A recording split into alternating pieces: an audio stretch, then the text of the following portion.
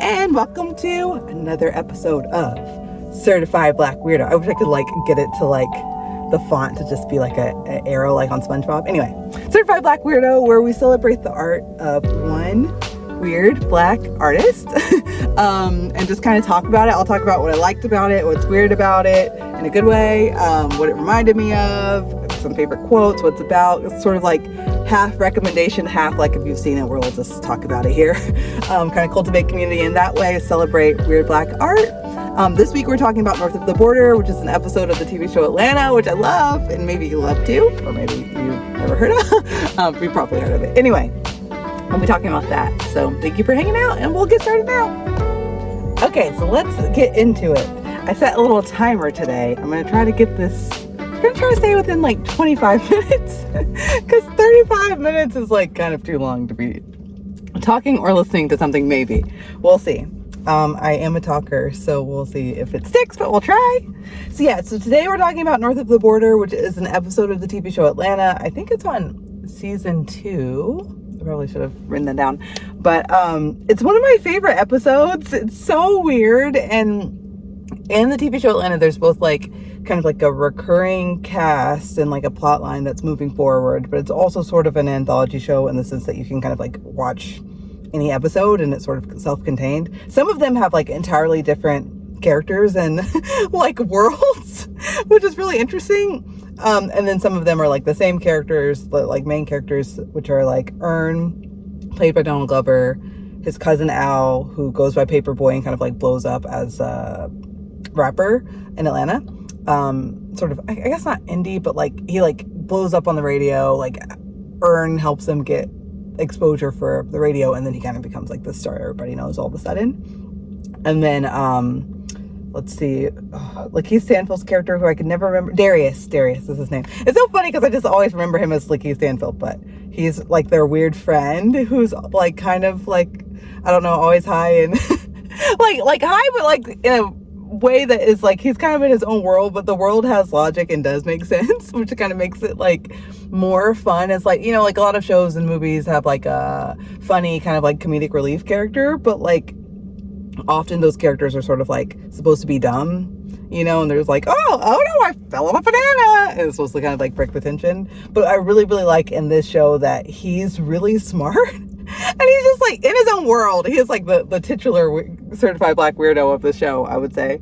But also the world and the plot is also weird. But at the same time, it's he's not wrong a lot of the time. Or at least it's interesting and smart, and it's he could be a genius, And I really, he's my favorite character. So those are and then Van, who is Earn's baby mama, and they have a little kid who I don't know. I've seen all of season 1, all of season 2, some of season 3, some of season 4. I need to just sit down and finish it. I don't currently have Hulu because I have to balance all of these subscriptions, but I do need to just go through it and finish it because it's one of my favorite shows.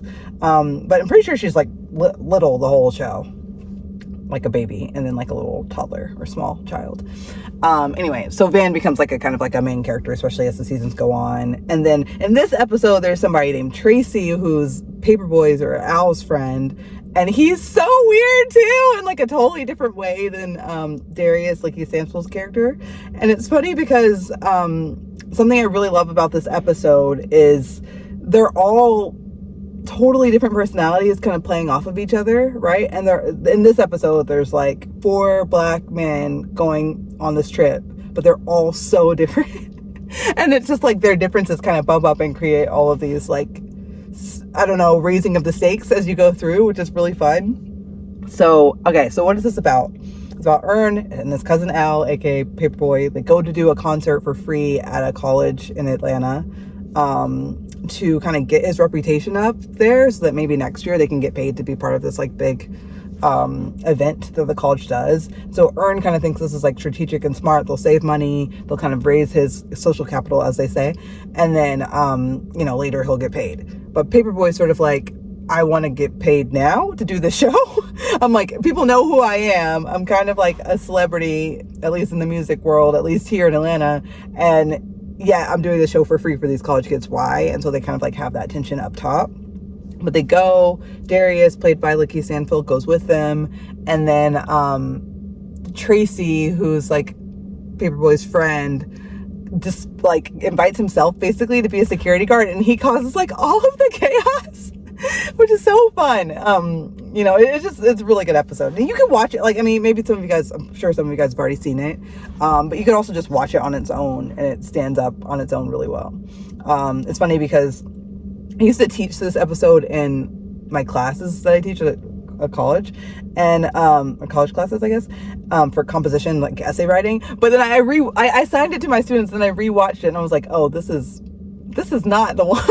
It was like a few years ago, and I was like, let me do something that like it's like a little too weird to just be like, everybody watch this and we'll all write an essay about it. But it's really, really fun and smart, like on its own, as just something to kind of like engage with, not for school. Because it's like, you know, there's like, I feel like Get Out is something that's like weird, but like anybody can watch it, pretty much know what's going on. Sorry to bother you. You people complain about the ending because they think it's too weird, right? This episode is like pretty weird in a way that like you have to kind of like be into weird stories to like it or understand it or feel like you got something out of it. You know, I really enjoy and am satisfied by stories, both like movies and TV and books that are just like vibing and weird and experimental, and like they're just kind of like free in that way, and you almost like take what you need from them as opposed to like it being like, this is the message, you know. So I really like it for that. So that's what it's about, guys. Making good time. It's been 5 minutes, but we'll see how it goes. 25 is the goal, maybe even less. It's the day after Christmas as I'm recording this, so I should probably be like watching TV. I don't know, but it's fun to talk to you guys and it's fun to make these. So, yeah, but I'll try to keep it snappy today. What was weird about this episode? There's so many things. I'll try not to give spoilers, but I will give you some details in case you've already seen it and you want to talk about it with me. They basically, to save money on a hotel room, they like stay at this girl's house that goes to the college. They stay with her and her roommates, but like she ends up being like super weird in a way that's like so funny and just strange. Like, this is one of my favorite quotes I put at the bottom. She tells Paperboy, I had a dream about you. And she says, I was this beautiful white crane and you were this magnificent crocodile. And there's just like this beat. Something else that's like really great about this show, or this episode and the show, but this episode specifically, is there's so much like quiet moments or like pauses. Like it's like a very Southern thing in movies and TV. It reminded me of, there's like this documentary called Hale County, This Evening, which is just like about Black Southern life in Alabama. And it's similarly just like quiet. Like there's like a lot of quiet moments. And even in this like super weird moment, it's just like quiet, you know? And like, I feel like the South, at least like, you know, I grew up in a small town in the South and lived in the South, lived in Texas for college, which was a little bit different than like, you know, the Texas, or than like the Tennessee, Alabama, Mississippi South. Texas is kind of like its own entity, I feel like. But in the like, I don't know, South is in the deep South, as they call it. Like, I feel like there's like a pace that's slower. Like even in Atlanta where I live now, it's like, this is a city, but it feels like you can kind of like breathe.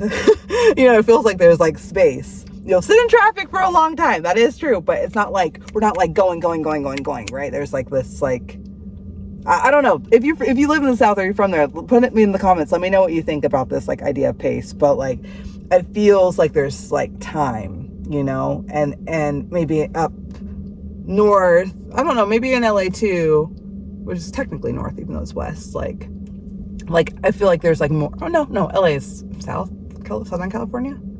Anyway, maybe now I'm just deconstructing this whole thing. But like, I think that like in cities, maybe like, let's say the East Coast, like it feels like the pace is a little bit faster when, at least in like the city itself, like in New York or like in maybe other cities, Boston, I don't know, in Philadelphia, I don't know. It feels like the pace is faster up north, like in a lot of movies, whereas the pace for Southern movies is a little bit slower. And that's something I really liked here, is that kind of like quiet and that like slowing down. Anyway, she says, I was this beautiful white crane and you were this magnificent crocodile. And then she says, and then I ate you. And there's a pause. She says, there was blood everywhere. So she says, and I knew that meant we were connected, you know? And it's just like this weird thing. And then my favorite part of this whole thing is he like looks up and there's like a footprint on the ceiling. And he's like, what, how did that get, it's just like this kind of like opening up of the world, through this like surreal, weird imagination, which I really, really like. So, yeah, that was weird. Then they like later they go to this like frat house, white frat. It's also interesting because like the college campus is like very segregated in the sense that like all the black people of the college are like in scenes together, and then they go into this white frat house and everybody's white. And it's like, I think that's also kind of like emblematic, at least in my experience, of going to college in the South. It can be that way where people sort of like separate, which is interesting. And yeah, anyway, they go to this frat house, and then there's like this scene where there's like a huge Confederate flag, and then they're like smoking weed on the couch in front of this flag, and then there's like all these like frat guys that are being hazed, and they have like bags over their head. It's very weird. It's very weird. I don't know if you're like, maybe I'll get into some weird TV. I don't know if this is where this episode specifically is where you should start, but their like leader, I guess, makes them sing Laffy Taffy, like the song Laffy Taffy, and they're just like snapping and like dancing to it. And then there's like Ern and Al are watching it, and they're smoking, and then there's like this big Confederate flag in the back, and it feels like this moment that's so emblematic of race in the South, in the sense that like there's like the violence of racism that's the legacy of the South, and also just like, I mean, the legacy of America in general, but especially the South, and it's still pervasive as we see all the time, like with Ahmaud Arbery, or like, like all these things that happen in this like super violent, like super like time collapsed way. And then there's like Southern hip hop and like Southern culture and Southern movies and like these things that, and like just Black culture, how Black culture has like informed the food of the soul food, not in quotes, but like Southern food as just soul food, like these conflation of Black culture and Southern culture, and like how there's an appreciation for that on top of this violence that's always been there. And I feel like in that scene that's like so clear with like the Confederate flag in the back while they're sitting there on the couch surrounded by these people who are like listening to their music. It's just like very weird and like all conflated and like really interesting to me. So I thought that was like another like really weird, poignant moment in the episode. And then I think there's something that's like a funny, weird element of this episode is Tracy, who's this friend who is like going to be security. He like volunteers to be security even though they didn't ask. And then he just kind of thinks that like, he's like paranoid basically. And he thinks they're being tailed as they go there. And then he said, oh, never mind, they turned, and he like does all these things throughout that kind of like keep the plot raising the stakes and raising the stakes in his like, I don't know, inability to like, I don't know, he's like another person who's in his own world, and that world comes up against like the world that we're experiencing in ways that is really rich and smart. Yeah, so that's that. All right, 12 minutes, I think we're gonna do it. What did I like about it? I think the writing in all of the Atlanta episodes is just super smart. The details are spot on. It just feels like really not careful as in like reserved or holding back, but like careful as in like attentive and like, I don't know, caring, like it feels like artists made it, right, for art's sake. And I think that that's really special and rare in this time where like we're just trying to like low risk, high reward most things. I don't know, it feels like, at least in America. And to have these shows that feel like they were just like having a good time and then they shared it with you, and now you get to have a good time. I think it's really special.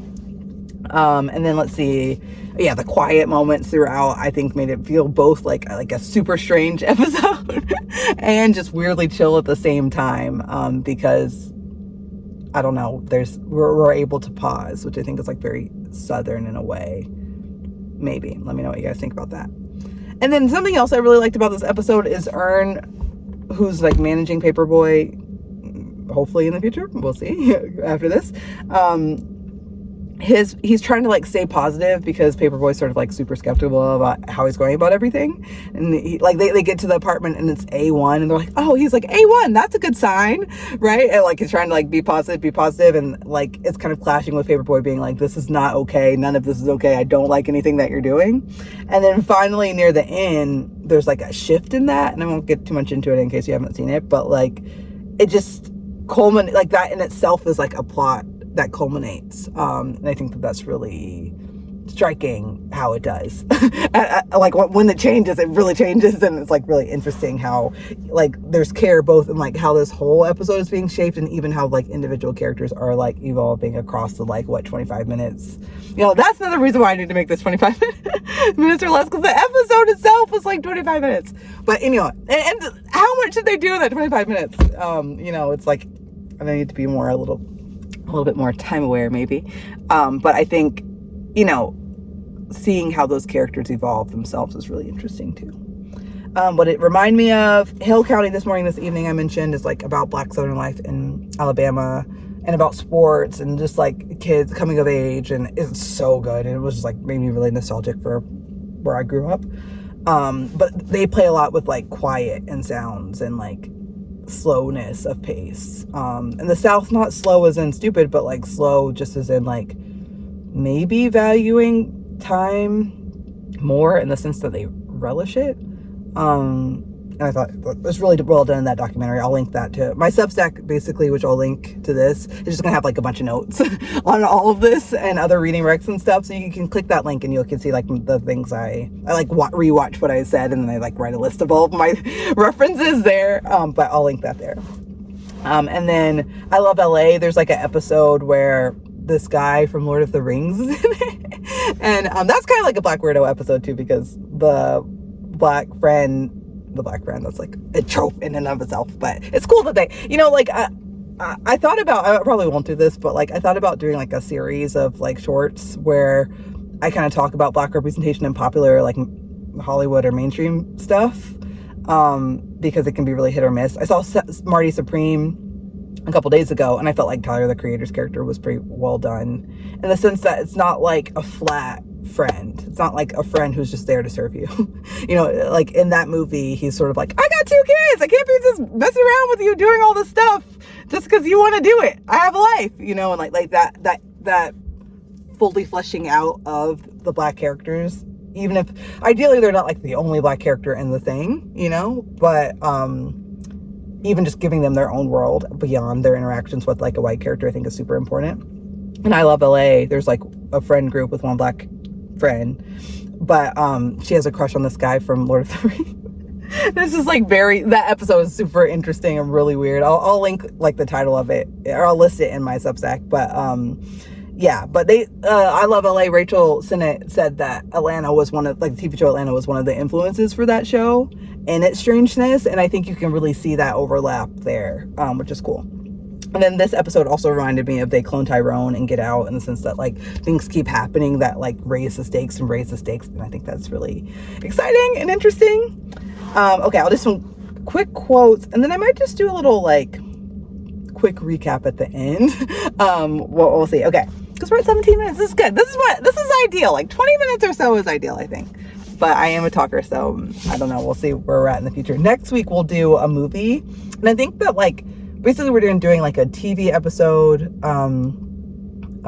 wild card, which could be like something in pop culture, a movie, and then an album. And I think the movie will be one, maybe the album too. I don't know. Like I might do some deep cuts that like maybe less people have heard of.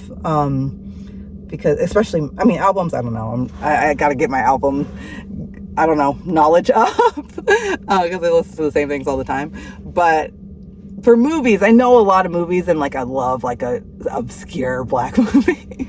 So I might be doing those too. So if you haven't heard of them, I'll try to like not give spoilers, but kind of tell you why I think you should watch it, because yeah, there's so much out there.